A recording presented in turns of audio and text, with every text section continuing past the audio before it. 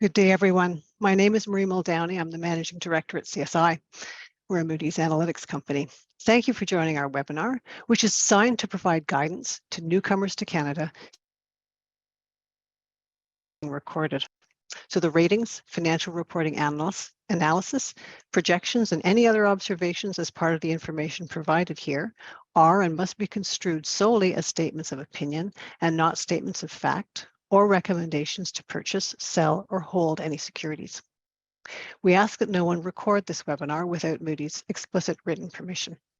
And lastly, no one has permission to quote any of the comments made or the questions asked by the webinar audience. So all the members of the audience are currently on mute. If you have a question, please type it in the Q&A box, which is found on the lower right-hand side of your screen. So our webinar today focuses on people who are new to Canada and trying to make their way. It is one thing to buy a new home or to move to a new home. It is quite another to move to a new country. And there are many life aspects to adapt to. In particular, your livelihood depends on your ability to settle and find employment. You come from all kinds of backgrounds and all kinds of levels of experience, and you want to apply your skills here in Canada.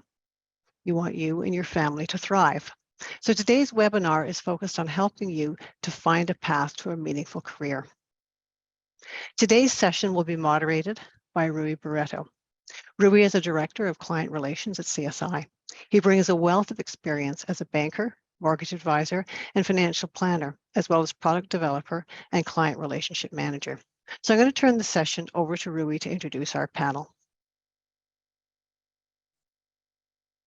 Thank you, Marie.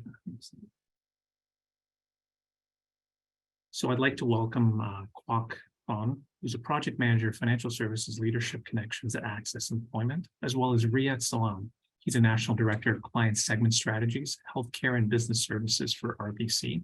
We're excited to have them here. They bring with them a great vast amount of knowledge and help in order to navigate through this sometimes complex topic for some folks that may be on this call.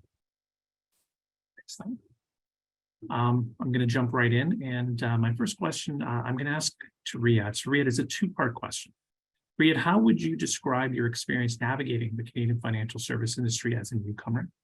And what are some of the key learnings you would like to share with those who are new to the country and thinking of transitioning or entering the financial services industry? It is a little bit of that complex thought when you're looking outside in, and advice from somebody like yourself is definitely a great help. Thank you, Rui. I think I'm just going to start from the second part of the question first. If I look back, before joining RBC, there's a section of my life that I invested in education and doing other things. So, I came to Canada back in 1999. I joined university. I went to the University of Windsor, where I studied business.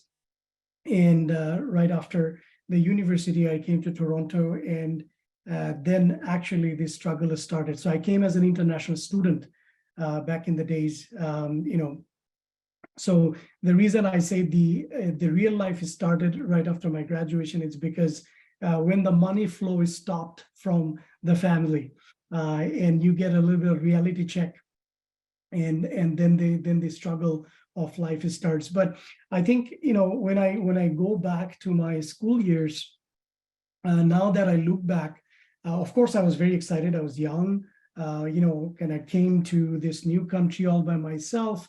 Really excited about anything and everything, starting from just onboarding on a plane and coming, because I remember it was in December. It was cold, and just coming to this weather was like was crazy. But now that I look back, I probably did not take myself out of my comfort zone at the early stage of my life. I was too comfortable. I spent time with my own community folks because I was comfortable. I did not have to work hard to mix with the local folks. And I think if I look back, the biggest mistake that I have made at that time was that if, I think there was an opportunity to kind of really learn and explore, get myself accustomed with the environment at that time. And that would definitely be easier. As I have mentioned, my struggle actually started right after my graduation when I needed to find a job to survive. It would have been probably easier. So, and then that includes, my communication skill, my accent, my vocabulary, everything, how I actually connect with people, shaking hands, really getting into a conversation and taking it to friendship. And I think that was the missing puzzle that I had to kind of restart when I came to Toronto.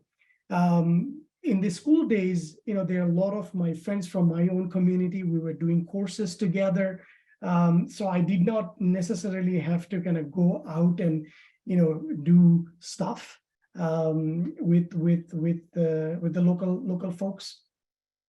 Somehow managed to get good grades because the academics was all right. But that is the biggest piece that I have missed at that time. So, I take that learning, and when I came to Toronto, basically, wanted to apply any organization. I studied business, and my finance was my major. So I was definitely looking to get into some sort of banks or financial organization.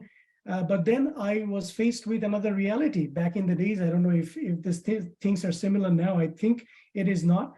Back in the days when I was an international student, after doing my graduation, not necessarily I would be given a work permit. So basically the rule was I had to find a job, and then with that work offer, I had to apply for a work permit. And then if I had the work permit, then I'd be able to continue to work. So it was a little bit of catch-22. So when I went to the employers, they said, hey, do you have a work permit? Are you eligible to work in Canada? And, when I wanted to apply for work permit, they would say, do you have a job offer?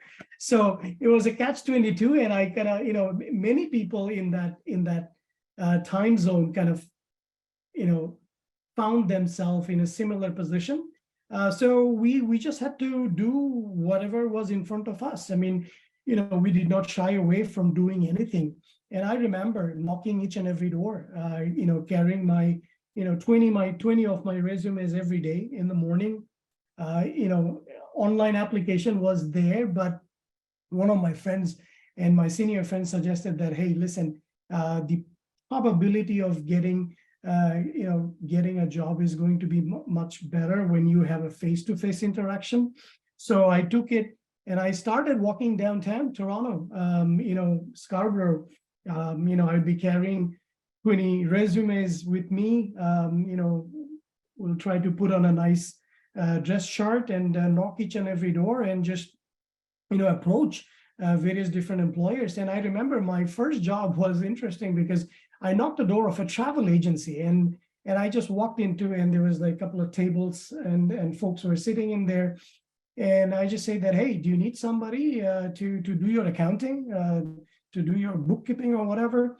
And the guy looked at me and said that this is a travel agency, and what are you looking for? He said that, hey, listen, I just graduated, from a university. Finance is my background, so I'm here to help. And he said, like, no, it's a travel agency. Unless you have got a travel agency license, we don't need anything else. So I walked out. And the next day I received a call from the same guy, and he said that, look, I mean, I really liked your courage, and you just walked in and you spoke. I'm a chartered accountant, and I'm looking for an assistant who can help me. And I said that, okay, that's brilliant. I'd be happy to be a part. But I told him the truth that, look, I don't have the work permit yet. So with the job offer that you are going to give me, I'm going to apply, and hopefully I'll be able to get a work permit, and then I'll be able to work for you. And he was kind enough to give me a work offer.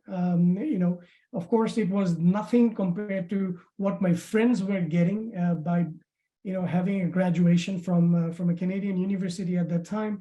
But hey, I didn't have a choice, and I took it with a lot of excitement.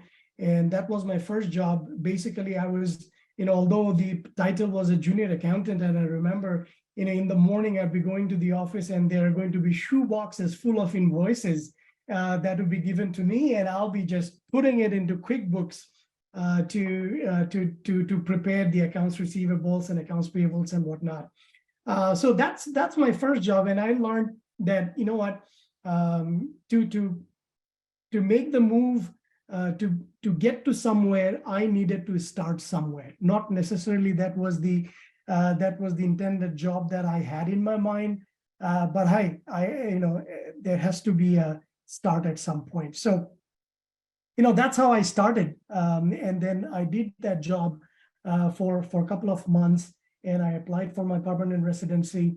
And then I actually didn't like doing that admin type of work, looking at accounting and stuff. I was more of a people person. I love to talk. I love to kind of mingle with people. And then I, kind of tried to find something in retail, something sales oriented and stuff. And I was lucky to get a job in a telecommunication industry. Again, it's a very, very entry level job, nothing fancy. But again, those two jobs actually helped me to sharpen up various things. Number one, it gave me the courage. It gave me the courage to go out there and knock the door. It gave me the courage to tell myself that, why not me?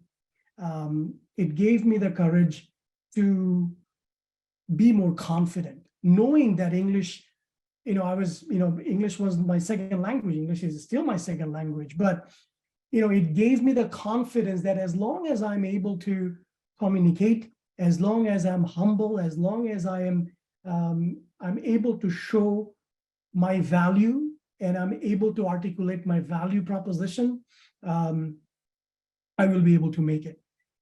So these two jobs helped me to get to the permanent residency in Canada. And back in 2004, when I received my permanent residency, I started applying for jobs in various different banks, because that was my intention, to get into banking industry, to work for financial institution. And I can tell you, I was very lucky to have an opportunity to get in a bank like Royal Bank of Canada. And, I started at, as a client service rep, even after having 2 years of work experience in sales, having an undergrad in finance, I thought that I would like to understand this business from bottom up. So at that time, although I did have another position, I still remember, I think it was a car rental company, Enterprise, their leadership, management leadership training program or whatever. And I said no to that job, although the salary was really high. I just thought that, getting into a financial institution at a bottom position is going to give me the ability to learn from the bottom. So I took that opportunity, and that's how I started with the bank. And the rest was much simpler. But I'm just going to take a pause. I know I haven't spoken much. So Rui, I'm going to give it back to you to see if there is any questions that you have. There is, Riyadh. Thank you. Some of the questions are, what would you use, or what did you use when you were communicating from a soft skills perspective in your interview, or your first interview with I guess, Royal Bank? What was the key takeaway that you presented yourself during that interview that could help stand out for some folks on this call? I think the first thing was, being able to tell the story. And sometimes the question that are being asked, I mean,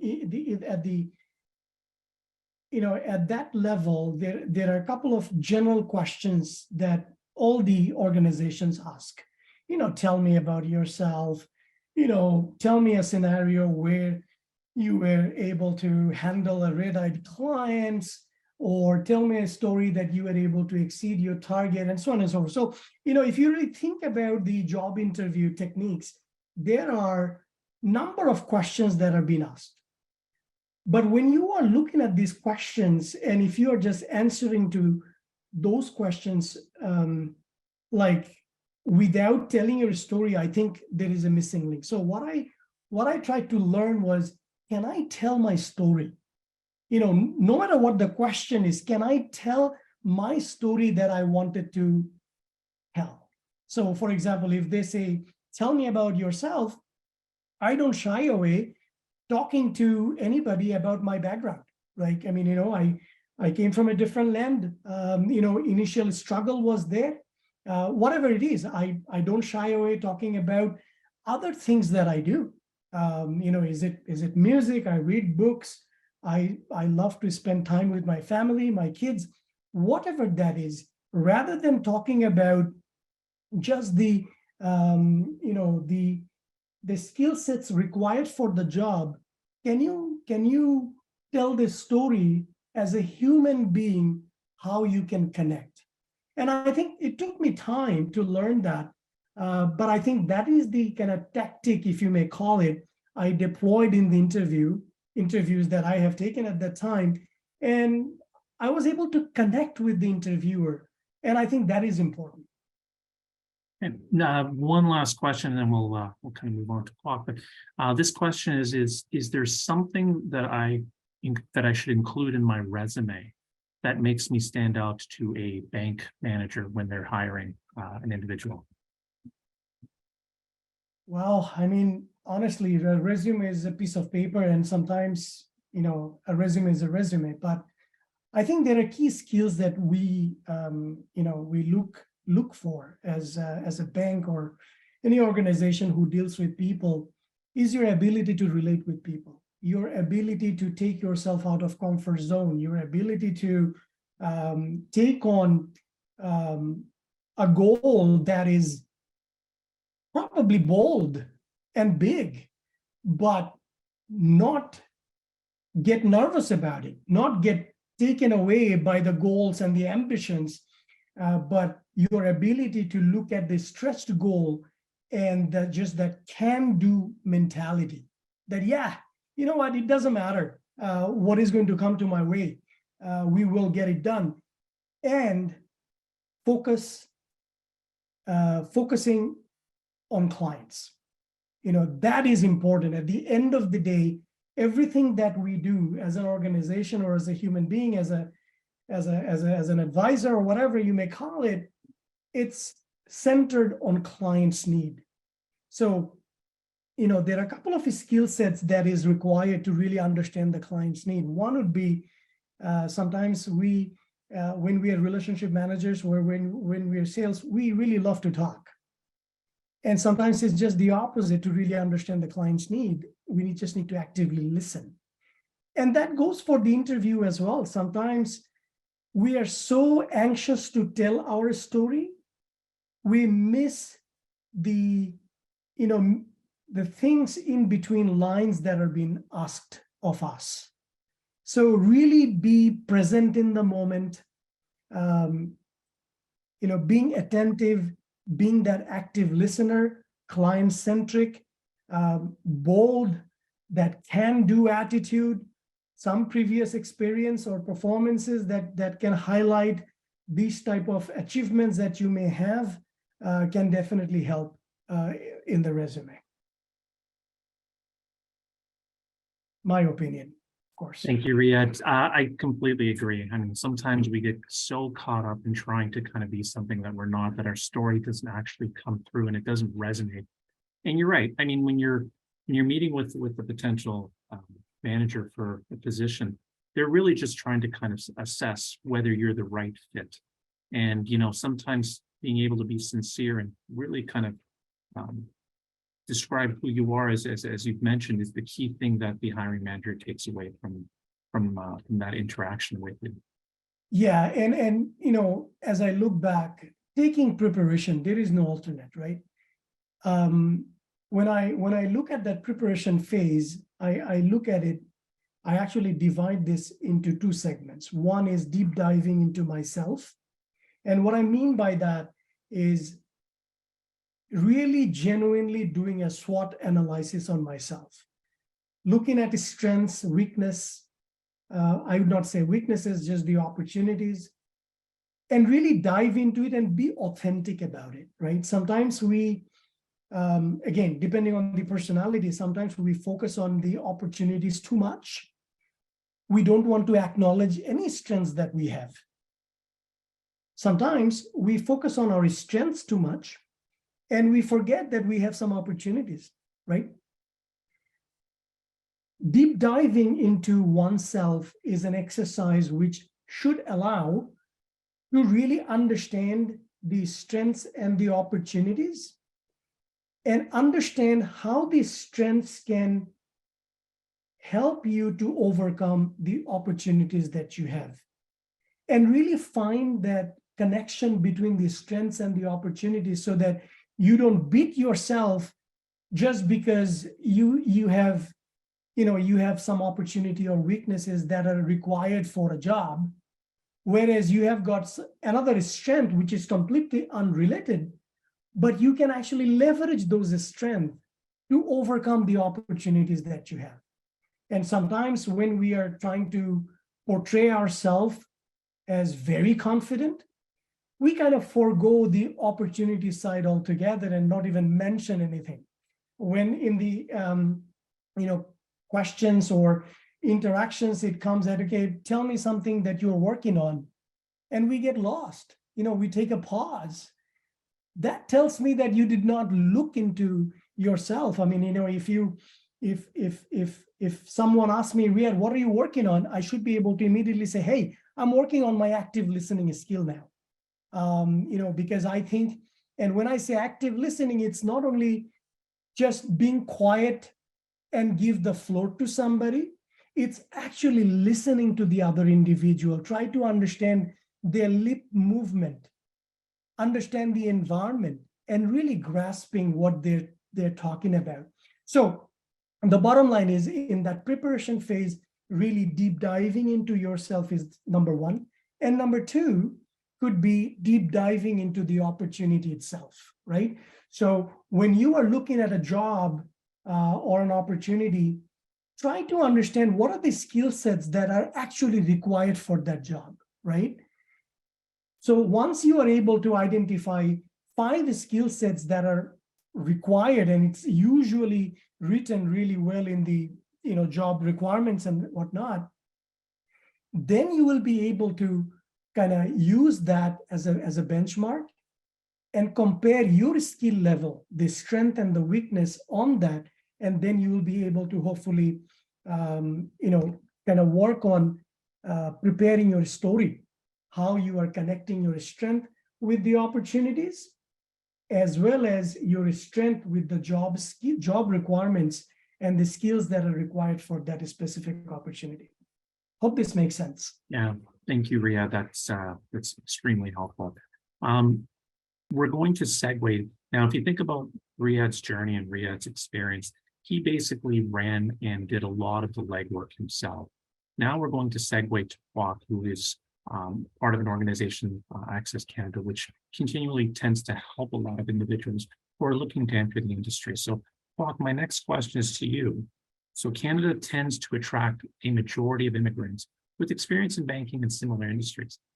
How can they make the best use of their existing skill sets and knowledge as they transition to the financial services workforce here in Canada? Thank you, Rui, for that question. And thank you all to all the participants on this webinar today. Absolutely, we want to be able to utilize your skills and experience to the local Canadian market here. And here are some tips that I'm going to provide you today to kind of help you start thinking about how do we transition into the Canadian workforce. So the first thing I want to kind of really talk about here today is research the industry here in Canada.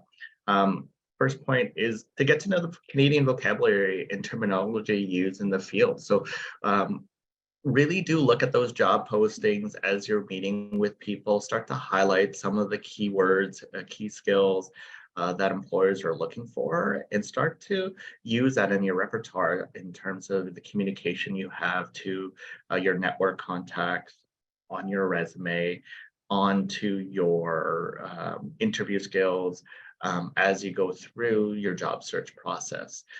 Employers want to know that you have the understanding and the information back. We just go back to the previous slide. Second point here is we want to look at the research of the roles that you're interested in, what the Canadian market looks like here in Canada. I think we need to spend a lot of time, and also like what Riyadh mentioned, to look inside ourselves and saying, okay, well, where are our strengths? What do we really want to do?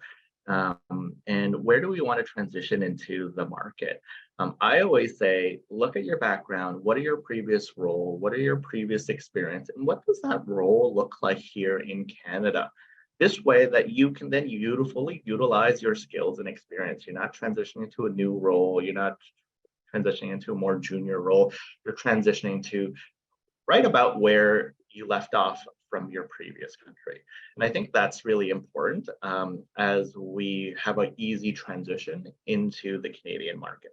So with that being said, we have to do that research. We have to understand, again, the vocabulary, what the role looks like, what are you going to be doing, so that when you're in that interview or when you're writing your resume, you are relating key skills and key information, key experience that matches the requirements of what the employer is looking for, what the manager is looking for. You're going to have an easier time getting a phone call, getting that interview, impressing the employers that you have that experience, right? I think a lot of newcomers throughout my 60 years of experience, they always said, well, I'm looking to enter the Canadian market. And of course, we're looking to enter the Canadian market, but I want you to think about another perspective. I want to think about how you can show to the Canadian employers that you already belong. And here it is, you do. You have great experience, you have great education, you have skills that employers are looking for. We just need to figure out how do we communicate that so that the employers are listening. And one of the ways to learn how do we communicate that is really to research and understand the market here. The last point that I want to make is really understanding the credentials for the role that you like. I think it's really important. I see some of the questions in the question and answer tab here, and a lot of it's like, well, should I take this course? Should I take this course? Is this going to help me? I get it.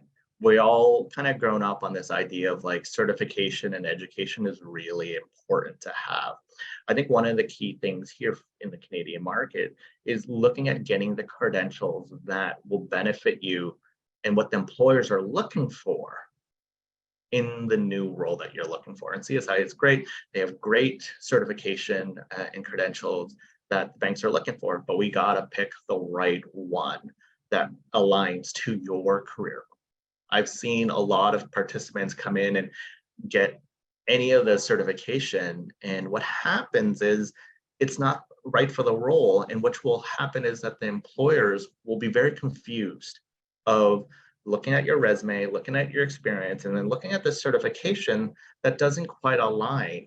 So it is really important, again, to do that research, make those conversations to help you understand that the certification is right and it's in line, and you have a big grasp of the market and how you fit and how you belong to match there. The great thing is all this stuff is you can find it easily. You can read the different job postings that are required, look at people on the LinkedIn of areas that you're interested in. I think all that will help you really understand, starting point to help you understand the Canadian market, what they're going to be doing. And then, looking at how do we network with these individuals and again, further ask these questions so that you have a good grasp of your role, how you fit, how you belong, and how you will benefit the employer. So I think that's really important, and we do got to take a moment and do that research and before we start to apply. Next slide, please. The next thing that I'd like to kind of share is get help from employment service. I think it's one thing to kind of do it on your own and through the help of your family and your contacts here, but I think it's also important to go to people who have the knowledge, the experience to support you. And I think getting support from employment service agencies like Access Employment will definitely help and greatly enhance how you go about communicating your skills and experience so that employers are listening. So the first thing is we got to get help on the resume, not only just about the resume structure, but more importantly, how do we target and tailor the resume to really match and fit to the positions that we're applying for, right? I think that's really important. How do we align it? We can't just put everything in that resume and make it, 2 to 3 pages. I think we only need to kind of modify the resume to match only what makes sense, what relates to the role. I think is really important. So do get that help and get that feedback. So important on tailoring. I think when people look at screening the calls or screening the resumes, that's one of the things they're looking for is, does this person align, or is there other experience or other skill sets that quite not align? And what the employer will think is, okay, maybe they would fit another role, but not this one here. So tailoring the resume, get resume assistance is really important. The next stage that I want to kind of really focus and talk about is the interviews, practice, and feedback. Getting feedback is so important as we go through this job search journey, and having a dedicated coach to help you along the way, making sure that your answers relate to the question, what area of the answer to focus on, how to think of your best example for that particular experience or question that they're looking for. How do you relate it back to the position at hand? So important, so that they can be able to help and understand from the employer's point of view how you can fit into the role and how you will succeed. So it is really important to get that feedback, because that way you don't waste a lot of opportunities. I hear countless times that a lot of clients go to the interview process and they get an interview from the employer and they say, hey, this is just practice for me. And I think, when you get an interview, it should communicate to you that the employer wants to hire you. So this shouldn't be a practice. Practice with somebody like an employment consultant here at Access, where they can guide you to make sure, and there's no harm, right? It's a conversation to get you that support and help, and you're not wasting an opportunity like an interview to practice. So definitely get some support there. The last thing I want to touch upon is the networking connection. So making sure that you have ample opportunities to be able to connect with individuals in the field, to be able to ask your questions in relations to understand the market. What are the skill sets, right? What's the trends happening in the sector here in Canada, right? What software do you use? How do we go about communicating to clients? What research we have to do? What certification? All this information, not only can we find online nowadays, but also it's important to talk to people who are working in the field. They can give you that ground information that's happening, and that will give you a perspective to be able to showcase, okay, what's relevant here in the market in Canada and what's different from the countries and markets that I've worked in the past, so that you don't communicate something here in Canada doesn't do. And I think that's these tips here today really help communicate to you all that, you can bypass that idea of you need Canadian experience. I think employers, when they say that, it is really an excuse to provide to newcomers, because as newcomers, we don't have that Canadian experience. We have nothing to say, come back to them and say, well, you're wrong. But I think as we go through, modifying the resume, understanding the market, making those networking connections, and understanding the job, the role, the skills, the trends, they can't say that to us, because now we know what's happening in the market and we already have the experience and skills that employers are looking for. So I think it's really important to do our research and get that help. Next slide, please.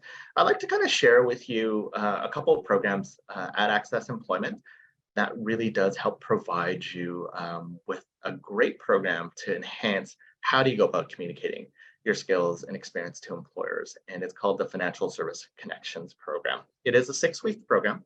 It is full-time and it's run virtually.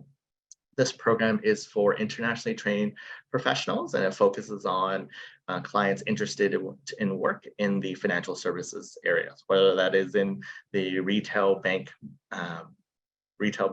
roles or to the back office operational roles.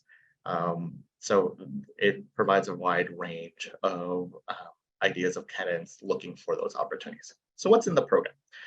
Well, we partner with the Toronto Metropolitan University, and we provide the workplace communication culture to give you an idea of, when you're in the workplace, what's the expectation, and how to go about asking for certain information from your colleagues and work collaboratively in a team. It may be different or maybe very similar to what you're used to, but at least now you have that foundation so that when you enter the market, everyone's on the same page.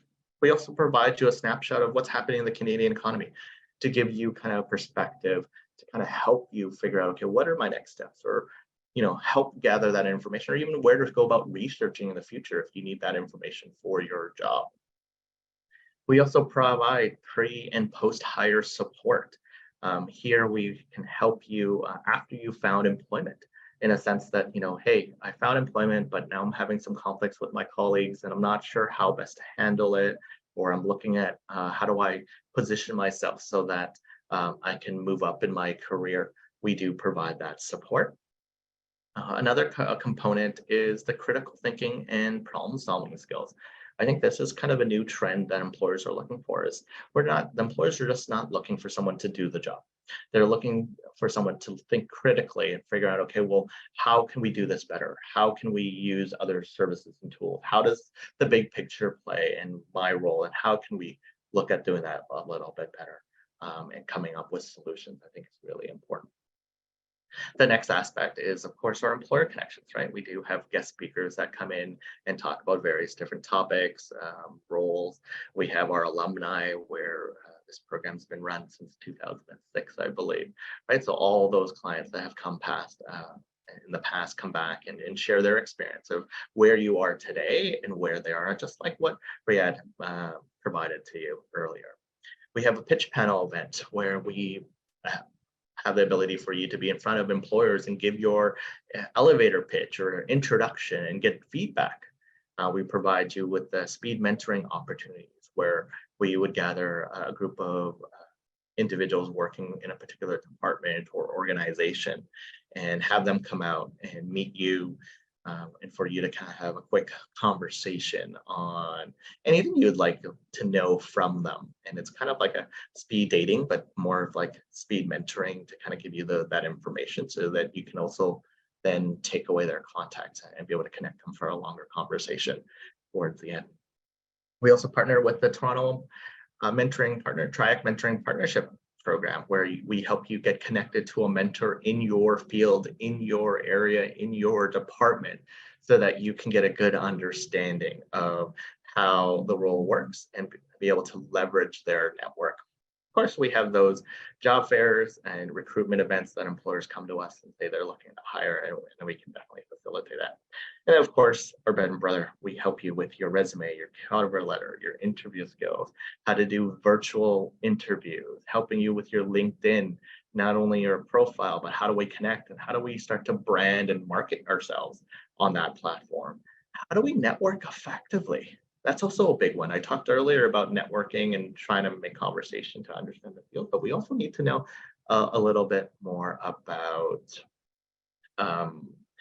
how to do it effectively so we can get that. And then, of course, understanding the Canadian culture. Of course, the program here has a program fee of $565, including the HST. This program is fully reimbursed through the Ontario Bridging Participant Assistance Program. So that's something to take that. Another program I'll quickly mention is the leadership. Next slide, please.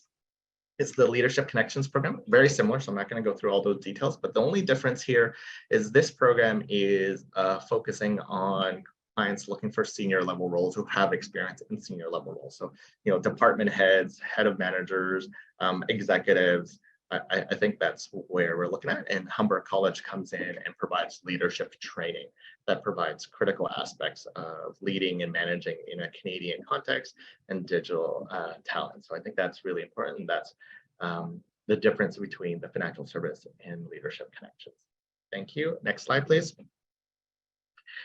So the eligibility, we are looking for internationally trained professionals who have that experience, a bachelor degree in banking or related field, no relevant Canadian work experience, a Canadian language benchmark of a COB level 8, and are either a Canadian citizen, permanent resident, refugee claimant, or a convention refugee.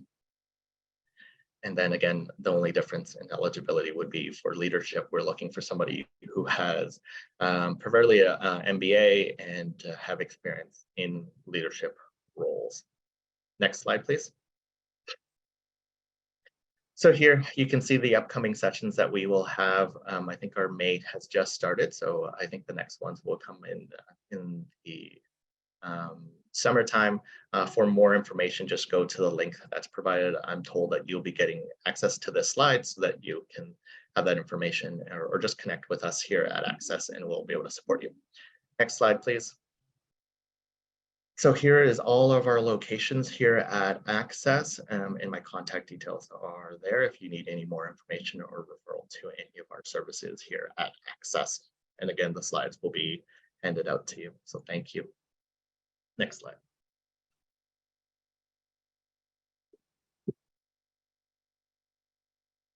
Thank you. I'll pass this over to Rui or Marie.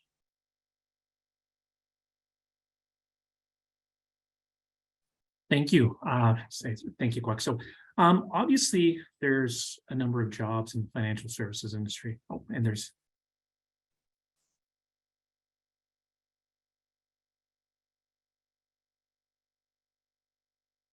just going to hand it off to Marie. Yeah, so many of you are asking, where do I start if I'm in this position or that position? What should I be doing next? What should I consider? I think if you know where you want to, if you don't know where you want to go, if you know where you want to go, then you need to find out more information about that career. And Kwok gave you a lot of information about really looking at researching the career that you're looking for. We have on our site at csi.ca career map. A career map that shows you what are the careers in financial services. It talks about the background you need, the courses you need, what that kind of job looks like for you. So I'd say the financial services industry is a vast kind of microcosm of the world. You know, there are many, many jobs. What you see on the outside is probably a bank branch or a securities firm that you may be dealing with, but there's a vast number of jobs behind in data and technology and operations, in compliance, in legal, in marketing. You know, it's just a world. So I'd suggest that you go to the career map and look at the kinds of careers that are being offered. Some of you have asked where you start in the industry. Much depends, as Kwok said, on what kind of a career you want. If you want to be in the retail business and you want to get yourself a license, taking either the CSC, Canadian Securities course, or the IFC, the Investment Funds in Canada course. And those two courses will give you an opening into the retail banking. But if you're looking for other areas, then certainly our career map will tell you what you need. Back to you, Rui. Thank you, Marie. And we now are at the question and answer portion of our webinar. So my first question I'm going to ask is to Kwok. So Kwok, is there folks that are joining your program that consistently are presenting to you a concept or a thought that you find that you have to address, or at least help change the conception of what they're presenting to you? Is there a consistent topic that you're constantly working through?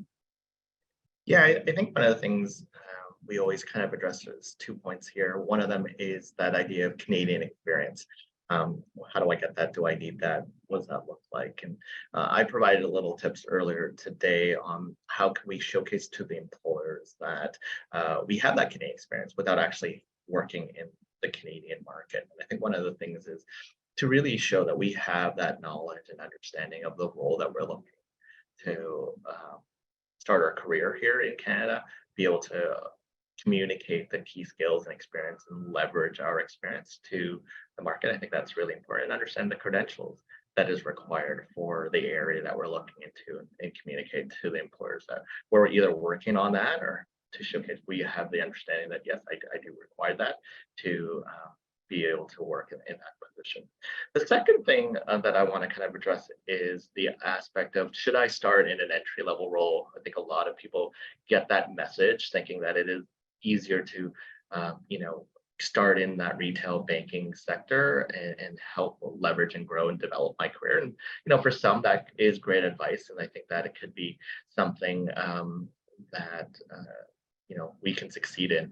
But understand that we're starting a career all over again. So all those years of experience, whether you have like 5 to 12, 15, we're starting all over.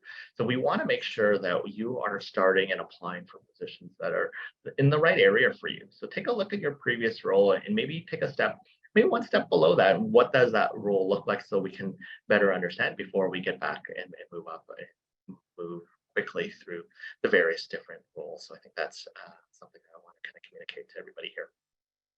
Thank you, Kwok. Definitely a great way to kind of look at it. Sometimes when you're coming in, the idea is that I want to kind of be in that same place, that same role that I had back home. And it's, to your point, sometimes it's maybe taking a step down, learning the role, and then kind of moving yourself back up. This next question is for Riyadh. Riyadh, obviously, when you applied with Royal Bank, there was a whole process behind that. Is there anything that you would have changed that you can kind of share in your approach to reaching out to Royal Bank as a candidate for a role? I mean, most of the job intakes are done online application form, right? So even though I would have changed my approach, unless I had known somebody that probably would be a champion for myself, that would be a different story, but I didn't have anybody. So I think really working on the resume and do my best, understanding that there are various different search engines that does the keyword search, to really understand the job requirement and prepare your resume accordingly, is the name of the game. So I don't know if that answers the question, but that's what I understood. I know that's a great response. A lot of folks tend to create one resume and they feel that that's the resume that you go out to all of the potential opportunities. And to your point, sometimes even between the big banks or the other financial institutions, there's things in their job descriptions that you probably need to pay attention to when you're drafting your resume. So that's a great suggestion. Kwok, this next question is for you. Somebody who's been in the industry for 20 years working in a different role or a different capacity is wondering, could they leverage your program to transition into financial services? That's something that Access Canada provides assistance with. Sorry. Yeah. So sorry about that. I'm on mute. So yes, I think we can definitely look at leveraging the years of experience into various different roles. We have to take a look at each case. So I recommend reaching out, and we can take a look and see what would be the best program here at Access to be able to support you. But if we have 20 years of experience in various different areas, we have various different programs here at Access. So maybe one of those programs, if it's not in financial services, that might be able to support you. Again, whether or not you have experience here in the financial services or not, I do recommend that these tips do provide in every single industry. And I think one of the key things is really looking at the market and really researching and asking yourself, what do I want to do? So when you go to those job postings on those job boards, what are we clicking on? What interests us? And then if we're starting to notice the trend, let's do some research and be able to transition that way. But do get help with one of the service providers, Access as well, and we can maybe get you started there. Thank you. Thank you. Riyadh, question for you.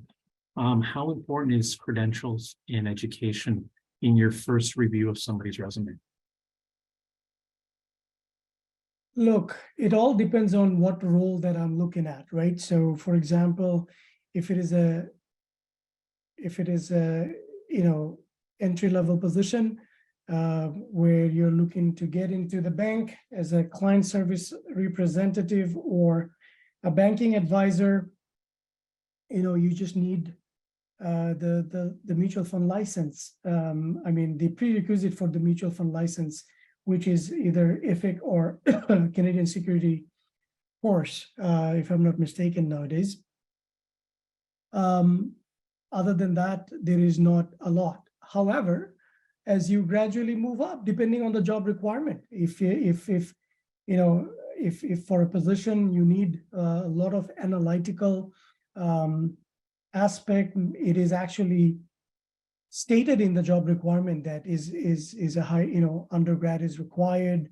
If there are various other certification is required, good to have CPA or CFA or MBA. So it is actually stated in the job requirement. So based on that, every job is different, every job requirement is different. So I hope that answers the question. No, it does. Thank you. And this last question, I'm going to ask it to both of you, and it's one of these topics that tends to resonate. Technology is obviously advanced in quite a quick way. So the question is do you take artificial intelligence and start considering that into your programs? In Riyadh, do you see artificial intelligence adjusting how the current banking client-facing role may be adjusted into the future? So, Kwok, start with you. Great question, and Rui, and I think it's really important to understand that AI, ChatGPT, it's here, it's to stay, and we just have to kind of look at how is this all going to be evolved. And one of the things that we are working on is how can we utilize AI to kind of help us with our job search. I think that's something that we're working on to be able to leverage those tools. At the same time, I'm sure the employers are leveraging those tools to kind of pick up keywords, and I think they've started to already do that in the past with the applicant tracking system where employers are using that to pick up keywords. So it is so much more important to making sure that our resume is tailored to match kind of what the role is seeking and making sure. And I think that component of our employment coaches here at Access be able to provide you that information, have that expertise, say, hey, this is what the employer is going to look at. Here's how to communicate those skills. How do we communicate those experiences? Great question. Thank you. And if I understand your question, Rui, the question was how is artificial intelligence is going to impact the job market. Did I get that right? Yeah. So if we think about where we were with COVID, and the banks obviously adjusted their approach to connecting with clients in the different capacity. Do you see where all of that technology that was implemented during COVID? Do you see artificial intelligence now being that continuum of that change? And how do you kind of see folks who are looking to get into banking, where that knowledge requirement may actually sit? One thing that we learned through pandemic is, and from before, is there is one thing that is going to be constant, and that is change. The question is, how do we adapt to the change? And let it be the way we are communicating now. I remember having these type of sessions in Access Employment's boardroom or RBC's boardroom, where we will be inviting number of new immigrants in Canada, and we'll be having a live speed mentoring and all the other things that we used to do. And now it's different. Now I'm sitting in my basement and having somewhat the same type of discussions, and hopefully it is having a similar impact, of course, except the handshaking part. So either it is AI or another technology down the road. It is going to change the way we do business. It probably will also change the capacity of various different roles. And we have seen, many decisions that we used to make before by really underwriting a lending deal, for an example. If we are looking at, balance sheet assessment, income statement assessment, everything that can be done in matter of seconds. I don't have to spend 2 hours analyzing large companies' financials. It's done. It had an impact in a good way.